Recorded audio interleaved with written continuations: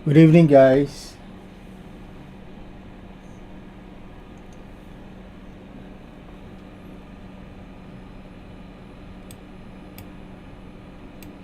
So, sorry for the delay. There has been some technical glitches.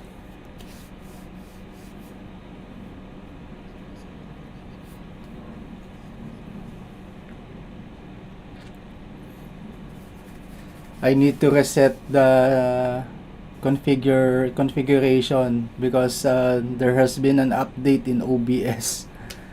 So, the tendency was the restream settings need to be set up again.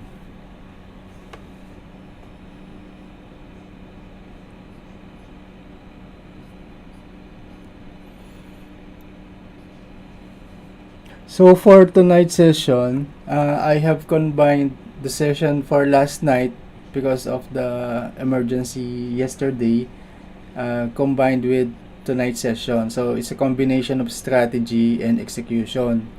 So for this one, so let us first switch to the summary topic so that we will have some review.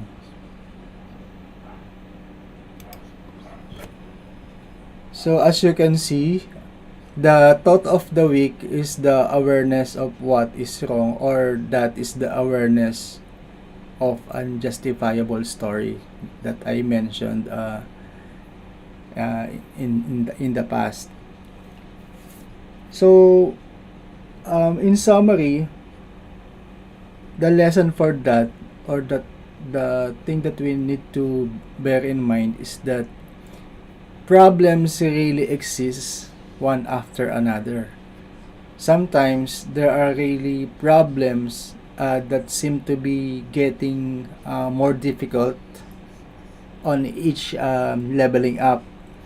So what we should do is, every time we encounter that kind of situations wherein, for example, we constantly encounter these problems or challenges, and they are leveling up as time goes by, we should think of a way or solutions that will be greater, or that will resolve those problems. So it's like problems are here to stay, but there are solutions to those kinds of problems depending on their level, or depending on their intensity. So that is where we should always apply momentum so that it will keep on going on. So for this demonstration, so it is a combination of talk and demonstration.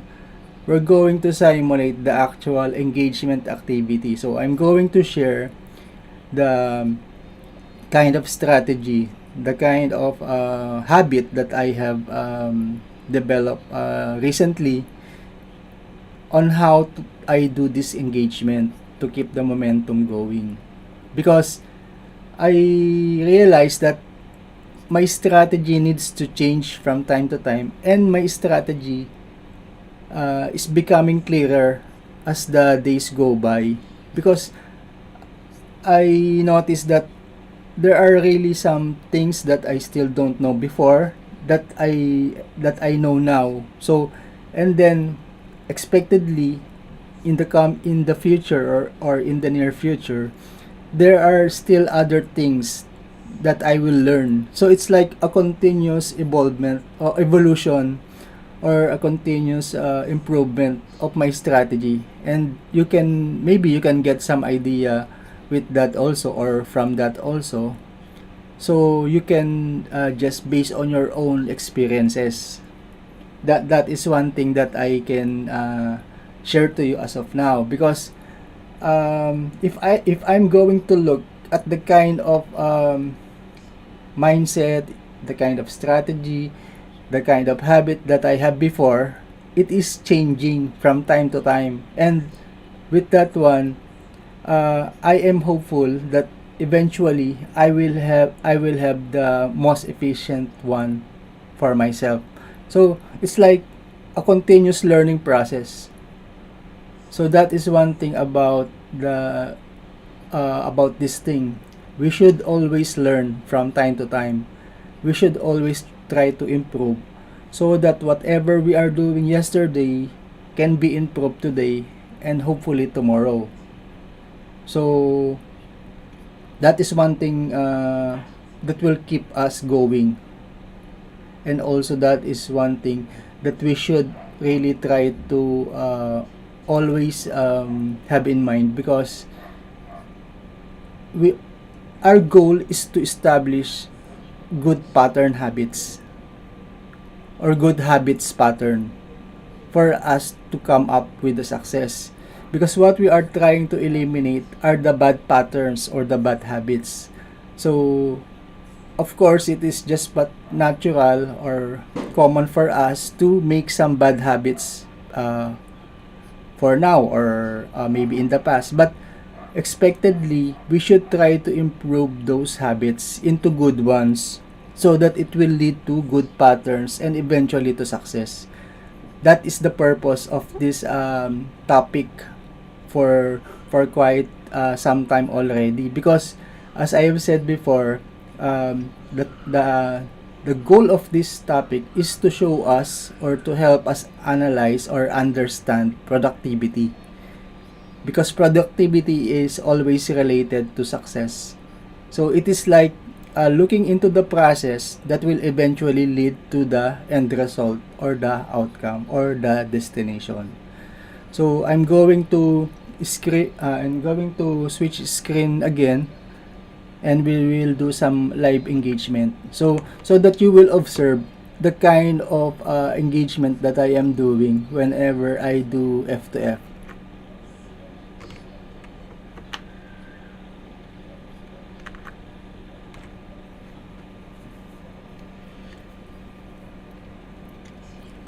Oh, I have a star sender, and Andrew Rowie official. Thank you so much. So actually, this is the third time that I think I have received some stars. Yesterday I think it was Judy, who sent the stars, because I didn't notice right away, because due to the backlog that I have in recent days, because I got these different kinds of restrictions from time to time. So and the effect of that was I accumulated some backlogs in follow back activities, in some other replies or comments. So overall, the engagement is not that smooth for me for the past several days. So also, before I forget, let us first do some shout outs. Shout outs to Sir Roger Cabalhug. Okay, I'm going to react, so to acknowledge that. Shout out to Andrew Rowie official. Let's go. Okay, I will add more comments on that. So Andrew is from overseas. Okay. Thank you for the stars. Okay, we will do another commenting. So as you can see, I am looking directly to the FB screen, because remember last time I was concentrating on YouTube source. That's why I wasn't able to easily see your comments. So my workaround for that is to directly look or directly monitor the Facebook page that I have, so that I can see right away the comments.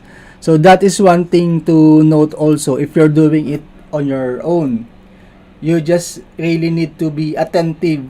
Like for example, our focus is growing our audience in Facebook, right? So we should really cater first to our Facebook community. So that is why I right away switch to the Facebook page now. That is one thing I realized compared to what I did last Wednesday.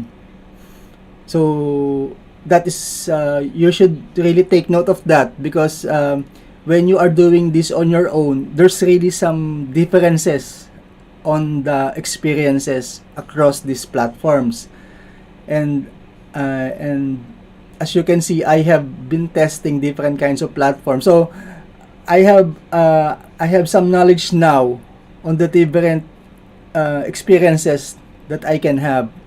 Okay, so that is the purpose why I am using different sources, for me to know, for me to have a look, for me to get some feel of the kind of experiences that I will be having. So it just so happened that majority of us are using Facebook platform. That is why it's easy to just push on the button to go live. But if we're going to expand our view, expand our horizon on the different kinds of platforms, then we will notice that the user experience is dependent on each platform. So they're not the same. So that is one thing that I learned. It's not, it seems easy, but on the actual, when you're doing it, you can really have some challenges, or you can really have you can notice some differences. And when that happens, you should be personally aware, or you should have some kind of control of the situation. Because if you don't have control of the situation, what's the tendency? You will get nervous. You will say the wrong things, or overall the user experience or your own experience will be different. So we are trying to avoid that. And as early as now, since we are in this early stages, or in this early culture of doing this follow to follow activities, so these things that we are experiencing should be shared to others so that they will know.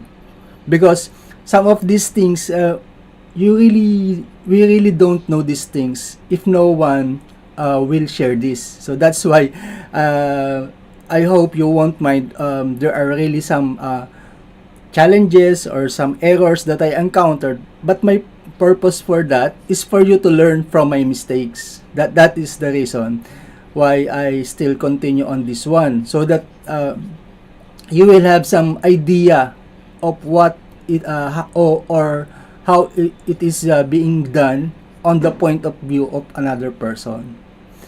Okay, so that's the reason. So I hope you won't mind to see those errors that I am having, because you will learn from my mistakes. So by the time that you are doing it on your own, or by the time that you are delivering this as early as now, since this is still a free event, so you won't get embarrassed to your own audience. So that is the reason. So I am just acting like your, what you call that, the offer, or something like a sacrificial lamb, so something like that. But it's really not like that. So that is the purpose. So to continue with the shout out Lowray Philippines.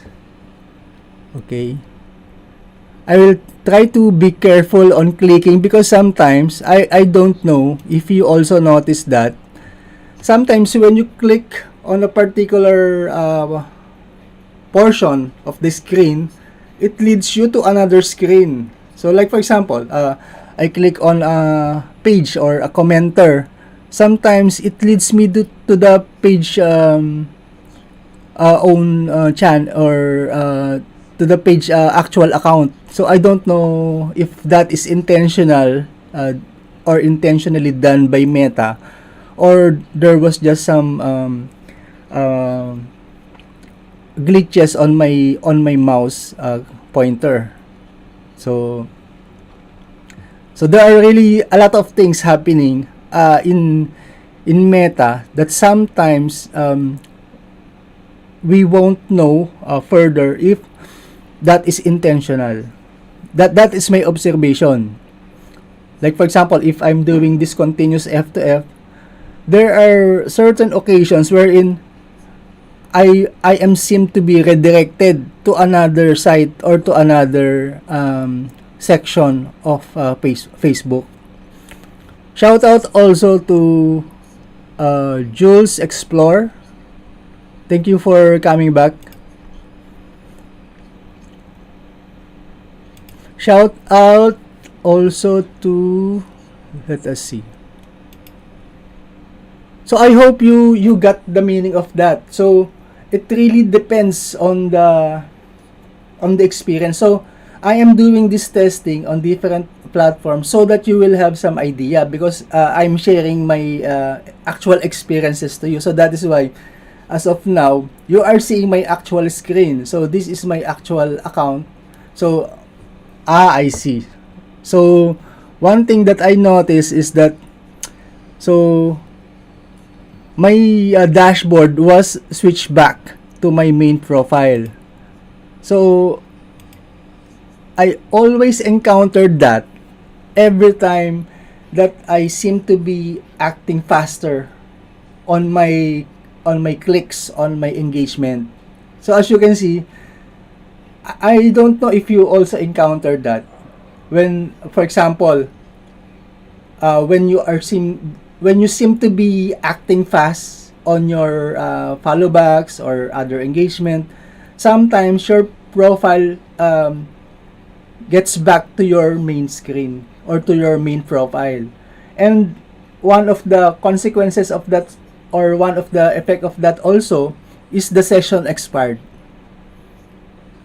You notice every time that you, when you seem to be abusing the system, sometimes it gives you session expired, right? But sometimes you will be automatically lagged out of the system. That is one indication that you are almost going to the point of being restricted. It is something like as if Meta is trying to slow you down so that you won't do any faster movements or any faster actions. Because remember that we should be acting like humans, not as robots. So it has been a common mindset or a common practice for some of us to do these things in a fast pace. So actually it is one of our desires, but it is not really recommended to act too fast because of the fact that Meta might think of us as robots or bots. So and it is not really healthy, or it will be not good for Meta in terms of their internal process. Because remember, Meta incorporates some kind of monetization on this one. So that is the reason, that is one of the reason why we are being restricted from time to time, because Meta has to have some control over their system for it not to be abused by the users or by the members. Okay, so I'm going to simulate a particular engagement to show you the kind of strategy, or to show you the habit that I am doing. So first, we start with the notifications bell, right? So I click on that. By the way, I have opened two windows. So these two windows are both logged in my page. So you can see it is just one account, but I just distribute it to two windows for you to see, for you to just have some idea, or some illustration on how you can do it also. And also to save time, because with this one, it gives me like value of my time whenever I do this.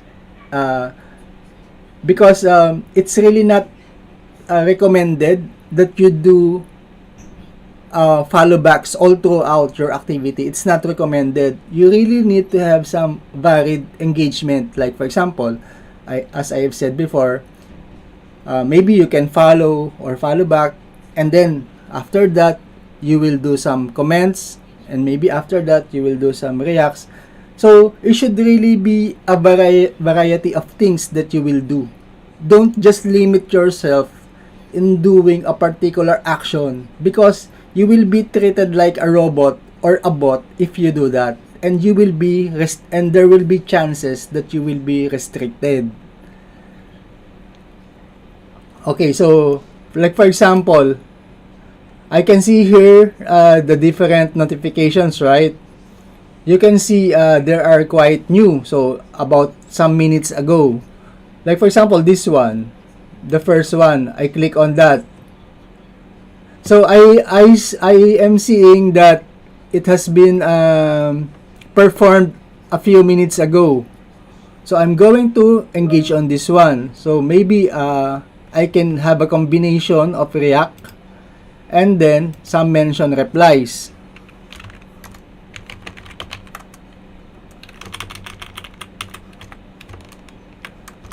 And then execute that. So I have done one engagement already. So I have done a combination of one react and a mention comment. So that is okay now. So and then I'm going to proceed with another. Maybe let's have another one. So there was another one. So it was done a few minutes ago.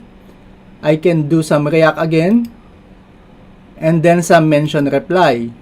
I said mention reply because I included automatically when you reply, when you click on reply, the page commenter is automatically mentioned, right? So that is why it's a mention reply.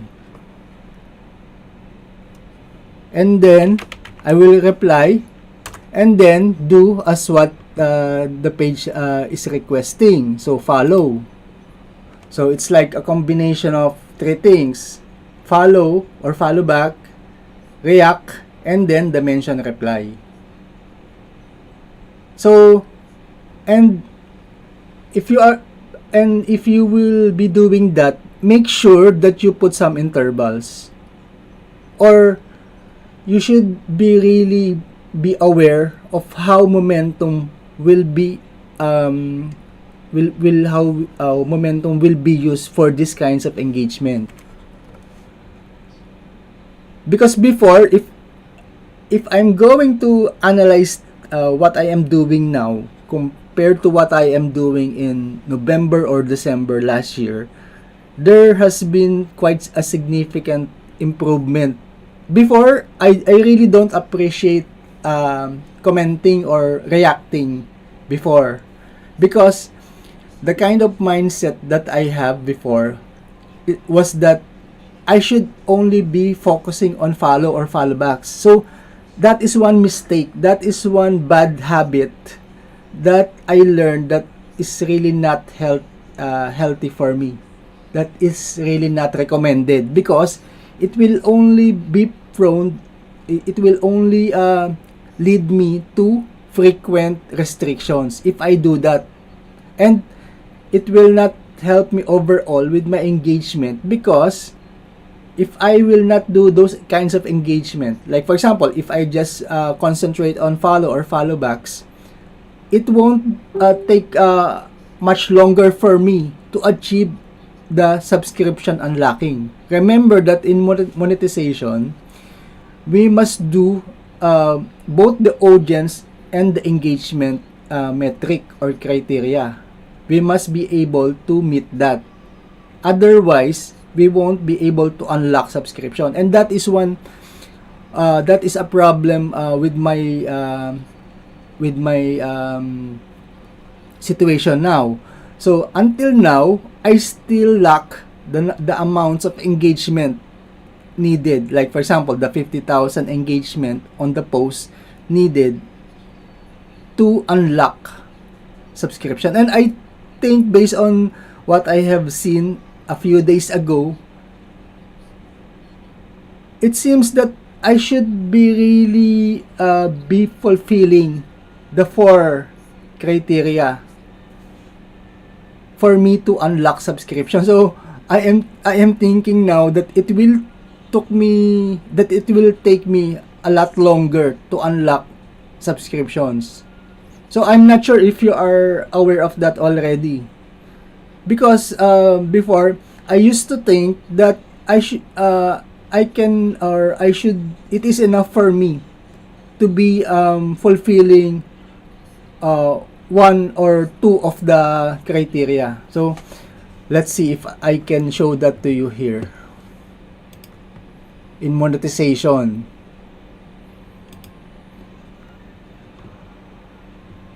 Let's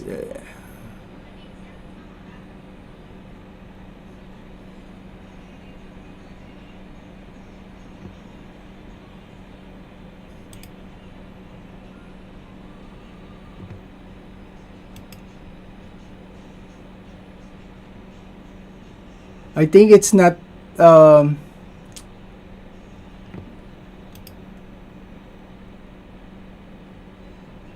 that visible on a computer, because it is much easier to do that on a mobile device. There's something that I want to show you, but I can't see it here. So that is one thing to note. The user experience is different when you are using a computer than a smart device or a mobile device. But maybe you will see that if you're using a computer, because I think majority of us are using mobile devices because of the mobility, or because of the convenience being offered by the mobile devices. But for me personally, I prefer, a lot of times I prefer the computer, because it helps me to open multiple sessions or multiple windows. Unlike in a computer, you cannot do that. Okay. Maybe later on, or in another sessions, I will show to you that, in case you don't know that yet, because that criteria about audience and engagement, we know that there are two sub criteria on, for example, on audience or engagement, right? Based on my impression as to what the others have shared, I think yesterday or the other day, we should be fulfilling, or we should be completing all the four criteria for us to unlock subscription. So I hope you are visualizing that, because napansin ko po talaga na parang kailangan mo talaga yung apat kasama yung 100 I think 250 minimum viewers, kailangan ma-fulfill mo yon. So if you are not able to reach that, or to fulfill the 250 returning viewers, matatagalan talaga. So medyo napaisip ako doon kung paano ba mapufulfill yon. So kailangan talaga matagal na panahon ang i-allocate ko para lang ma-unlock yung subscription. And dun sa engagement naman, meron dun na I think 180,000 minutes viewed, watch ba? Parang ganon. So challenging talaga siya kung yung apat na yon ay kailangan mong ma-fulfill, dahil hindi mo nga malalaman kung minsan na, for example, may mga bagay na ang hirap ipaliwanag minsan, katulad kanina, just like earlier, there seem to be another change in the user experience that I'm having. Like for this one, before, this window, this pop-up window is not here. I don't see it here. But earlier, I noticed that, like for example, if I'm going to comment on a particular post, there seem to appear sometimes a window for that. And I don't know the exact reason why Meta has done that. They did some changes on the page with regards to the appearance, with regards to the user experience. I'm not sure if you already notice that. Kaya tumatagal talaga minsan yung yung action mo, kumbaga nag-i-slow down dahil from time to time Meta is changing the appearance or some of the things inside your account, or some of the things inside the platform. So yeah, for this one. And I just noticed that sometimes, even if you are actively engaging on your post or on your page or on others page contents or comments, sometimes, like for this one, there are really some commenters who don't show up easily. Sometimes it takes a while for them to show up. That is my observation. That is why, look at this one. It's already 7 hours have passed by. So, earlier, I didn't notice this comment. So that is one thing that seems to be one of the challenges, or one of the constant, if we can call that, problem that we will encounter, that we should be able to resolve as we get familiar to this system. So it's like continuously developing the right kind of habit, kasi nagbabago-bago talaga. And there, I'll go back to this one. And also, one thing I noticed, like for example, in the notifications, if you want to engage in one of these things, right? Like for example, I am done with this one, and then I will do another one, and then I will engage. When I try to go back to the same notification window, sometimes it changes na. You can see different notifications na here. So, even if you want to still continue on those kinds of engagement, pagbalik mo, when you go back, it has been changed already. So, I experienced that several times already. So sometimes, you really need to be flexible with your momentum. Kumbaga, if you decide to apply a particular kind of momentum, minsan nagbabago-bago talaga eh. Kailangan ay maging adaptable ka palagi. Ganun yung na-experience ko. And sometimes, yun nga, the past few days, sometimes I got confused on the kind of restriction that I will be having, because you know the pop-up window, right? The warning message pop-up window. It appeared to me on several occasions the past few days, and sometimes I am clueless. I don't have idea why it appeared. So that was my experience. Hindi ko masabi kung kailan mag-a-appear yung ganong klase ng warning. Basta na lang siya lumalabas minsan. Even if I have this large amounts of interval in between. Kasi 'di ba kailangan nga mahaba yung interval mo, 'di ba? Meta doesn't want us to act like a robot. So ayaw niya nung masyadong mabilis. Kailangan may mga interval ka dun sa ginagawa mo. But in my case, in my observation, I have noticed that even if, like for example, I have several hours interval on doing this particular activity, sometimes nare-restrict pa din ako sa comments, sa react. Hindi ko alam, hindi ko maintindihan bakit ganun. Na madali pa din ako ma-restrict. Kaya there were times, or there are times that I can accumulate many follower or followbacks in a matter of a particular amount of time. But there are times also, especially lately, the past few days, wherein kahit na mahaba yung interval ko, kahit na mahaba ako nagpahinga, minsan lumalabas agad yung warning. Kaya tumatagal or humahaba yung days na kailangan ko bago ko ma-achieve yung quota ko. Kasi minsan ino-obserbahan ko Sometimes I observe.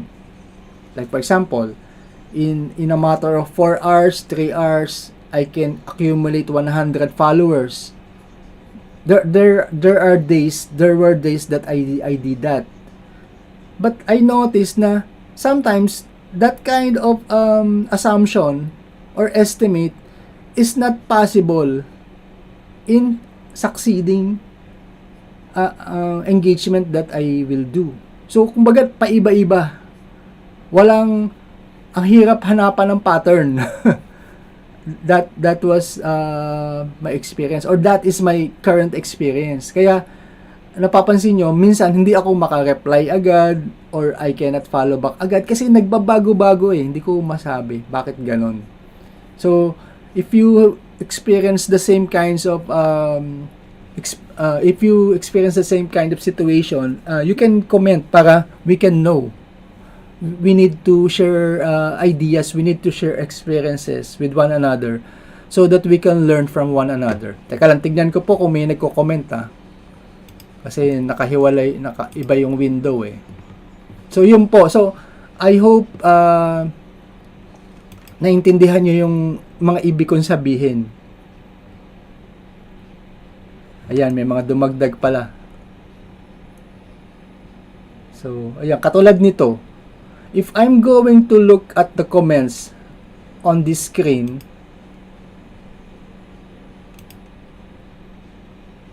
minsan, iba yung lumalabas Minsan, yung hindi mo makita yung lahat ng comments. Sometimes, the comments is something like sent with stars, or kaya kumbaga hindi ako maka-reply dun sa ibang mga commenters kasi hindi ko nakikita katulad nung if I will be using Restream or OBS, iba yung interface kasi, iba yung screen. Kaya minsan like nung the last time, I think it was Sir Puyoy, he commented pala, but I didn't see his comment because it didn't show up during the time that I am doing the live. I just noticed that Sir Puyoy commented after my session.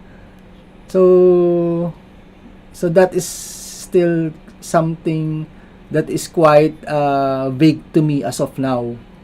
Why the experience is that? So ganun po. And also one thing I would like to share is that one strategy that I am doing is, like for example, if you will focus on the notifications, right?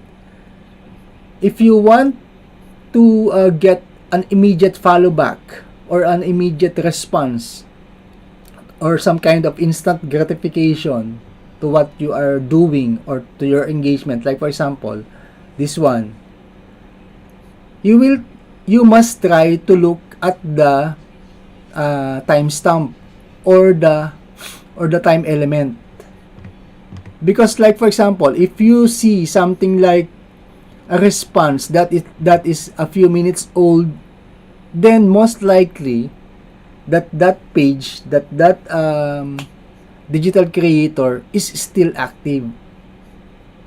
So that is one thing that I am seeing so far as an effective way for me to get immediate results or immediate followbacks right away. So ganun po yon. So tumitingin ako dun sa time. Before kasi I don't pay attention to this before when I was just starting. Pero na-realize ko lately na maybe the reason why these notifications keep on changing is because it has something to do with the Facebook algorithm, na yun talaga yung pumapasok. Those notifications are the one showing up or entering the queue, the notifications queue. Kasi these notifications has something to do with the way or with the manner that these pages are engaging on our posts, on our content. So kumbaga kumbaga nakapila sila, pila-pila sila. And from time to time nagbabago nga yan. Like for example, this one, it may look something like this now, pero mamaya the next time I click on that, posibleng iba na yan. Kaya kahit na for example, meron akong gustong gawin na engagement na bawa sa mga ganito, yung mga leave a comment with your thoughts, bawa madaming ganyan na lumabas. Minsan, the next time that you go back to the notifications, iba na yung nakasulat. Kaya minsan hindi ko nababalikan agad yung mga gusto kong balikan na comment eh. Kumbaga, challenging talaga minsan. Nagbabago-bago kasi. Nagbabago-bago. Kaya halimbawa, madami kang gawing gustong engagement doon sa commenter na yon. Minsan, edi syempre mag-i-engage ka muna ng isa. When you try to go back doon sa notifications, iba na yung lalabas. Hindi mo na mahagilap yung notification nung particular digital creator na yon or nung page na yon. That is my experience. And until now, na-experience ko pa din yung ganun. In fact, eto, nagbabago-bago yan. Dati before, I used to hate whenever I see yung mga ganito, yung mga pula na comments, yung leave a comment with your thoughts. I used to hate seeing these kinds of notification because for me, there's no way for me to to gain a follower sa ganito, 'di ba? Kung iisipin mo. But I realized na pwede ka pala makakuha ng followers kahit na ganito yung klase ng notifications ng comment. Kasi, like for example, this one. What I can do is look into the number of or the people reacting. So, ayan, for example, this one. Oh, I can see someone that I can follow. Ganon. That is one idea. That is one thought that I have in mind recently. Just like we are getting the most out of the moment or out of the situation. So it's like not the usual mindset that we have for follow, because na-train tayo kasi before, nasanay tayo na ang mindset dapat nasa follow button lang. Hindi dapat ganon. Actually, hindi pala dapat ganon. Kasi nga, we need to engage din, not just follow. We need to comment, we need to react, we need to share, we need to watch FB stories. Hindi lang basta follow button. Kasi it's not the only criteria. Audience is not the only criteria that should be met for us to unlock subscription. Nandun din yung engagement na kailangan gawin. So I hope you get something from that. So remember the time element. Like for example, this one, a few seconds ago. You can try to click on that and then go to this one. Hanapin nyo yun. Look for that one, kung that particular page or creator. Locate that and then engage on that post. Let us try one. Let us try to see Irene, Yuzon, Zoen, and 46 others. Okay. So, like for this one, this kind of notification is not present a few minutes ago, right?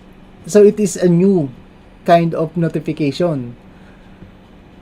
So, what you can do for this one, like for example, Irene Yuson mentioned you in a comment. So, what I can do is go to that directly.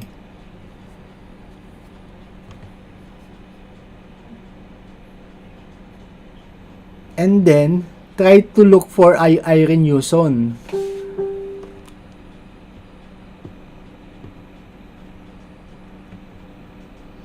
Let us see Irene Yuson. Sometimes you cannot see, right? So sometimes it's difficult to locate. You can see Irene Yuson, but you cannot see right away the most recent engagement that she had on me or that she has on me. So ayan. Ayan, so this one. So this is the particular notification that I would like to engage. So what I can do is react on that and then make some additional comments. So sometimes it's not that easy because I noticed that sometimes the notifications have been delayed. Sometimes you will only see the notification that has happened a few hours ago. Meaning, hindi updated yung notification. At I still don't know how or what's the intention of Meta in showing that. Kasi kumbaga, lumipas na yon, di ba? Kumbaga parang it's like the algorithm, the notification algorithm is like something like going on a particular journey. So even if it has already been done a few hours or a few days ago, minsan lumalabas pa siya eh. So that is like for this one. You see, there are new notifications now. New events already.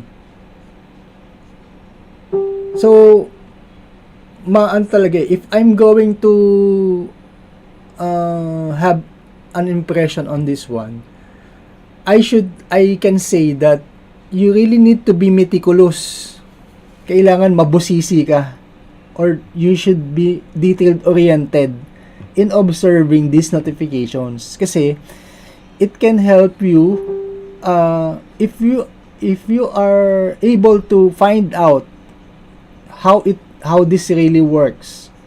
Kasi for my case, hindi ko pa masabi that I can stick on a particular habit or pattern for this one kasi nagbabago-bago palagi. Ang hirap for me, it's catchy, it's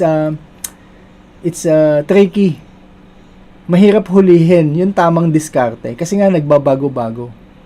Pero one thing that I realize, mahalaga, malaking effect or malaking tulong ng yung mga timestamp. Like for example, yung mga ganyan, 4 minutes, 3 minutes, it means that the engagement is still fresh. So there is a high chance that the digital creator can reply back or can engage back to whatever you are doing. And one of the benefit of that, pag-engage sila agad, ay ang effect nun, may posibilidad na makakuha ka ng follow back agad, 'di ba? Kasi kumbaga active pa sila eh. Naka-active pa sila. Kasi before, one of my mistakes before is tira lang ako ng tira. I just do whatever I can do. I don't seem to think deeply or think intelligently on those engagements. So kumbaga, you are doing something but you are not smart enough to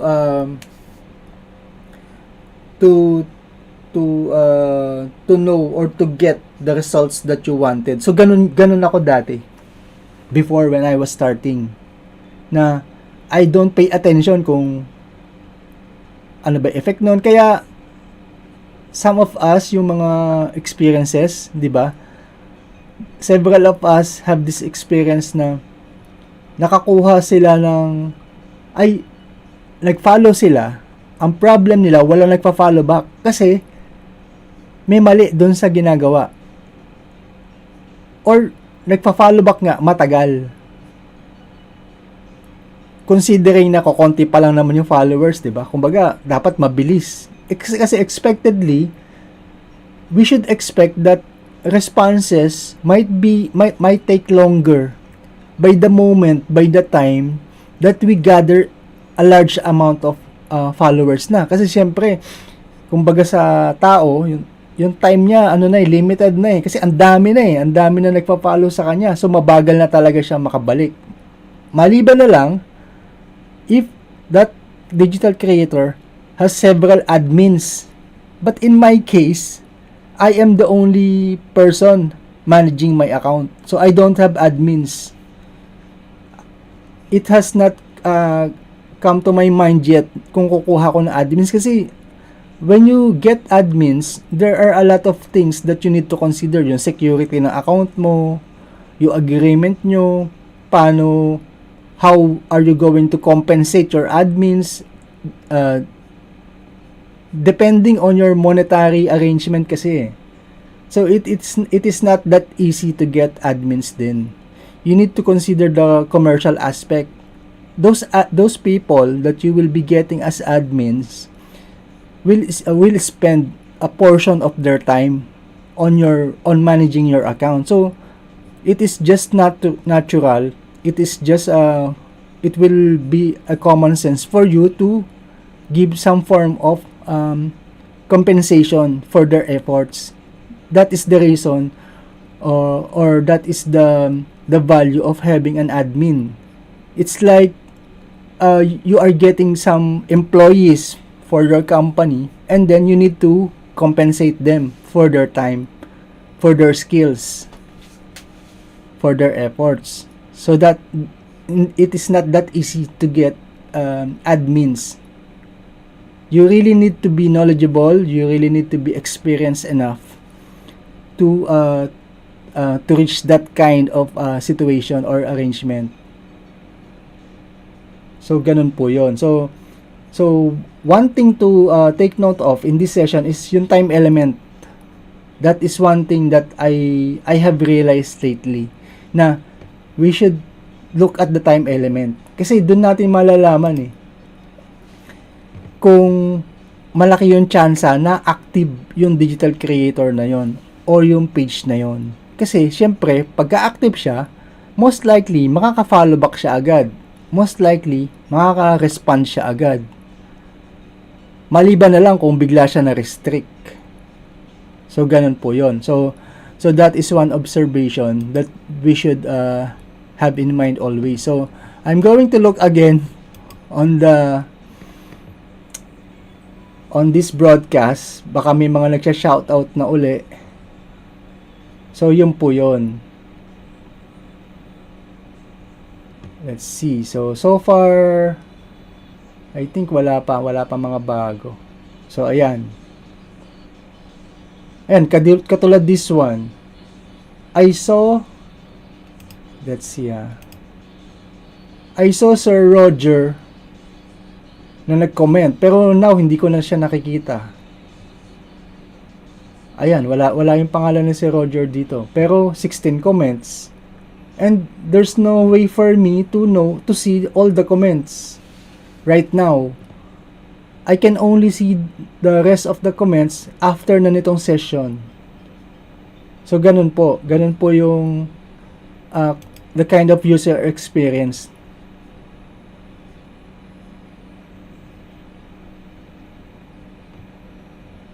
Ganun po siya. Ganun yung napansin ko.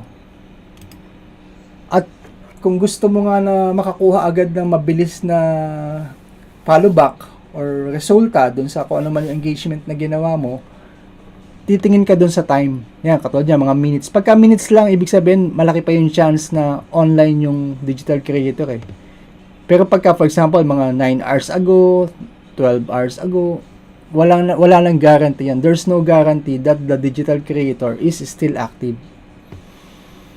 So, ganun po yun. So, I hope na visualize nyo the thought, the ideas that I want to convey to you by showing this actual engagement that I'm doing. Kasi, nagbabago-bago talaga. Katulad yan, bago na naman yung notification. So, mahirap. mahirap talagang gawan ng specific na klase ng strategy. Nagbabago-bago talaga I think sinasadya ni Meta yon na they keep on changing. Even the interface, nagbabago-bago yung interface. Nagbabago-bago location. Kaya minsan, hindi advisable na gumawa ng tutorial kasi after a few months, obsolete na yung tutorial mo kasi bago na itsura, binago na ni Meta. Kasi the reason why Meta is changing the interface is for them to be in control or still have security in place. Kasi you know that the hackers, di ba? They try to manipulate the system. So that is that is the reason why companies always change some information or some settings or some configuration in their platforms or in their system to somehow divert the attention of the hackers or the malicious actors who will try to do something bad to the system. That is the explanation. Kaya we should be used to that, na the interface is always changing. So that is the session for now, for tonight. We will have another session tomorrow, but I have another update tomorrow, but I will just mention it in tomorrow's session. So thank you for watching, and so far I am not seeing any new commenters. So maybe if there will be other people commenting later on, I will see those. I will see them. Thank you for watching, and have a good day in other parts of the world, and good night here in the Philippines and nearby countries. Bye bye.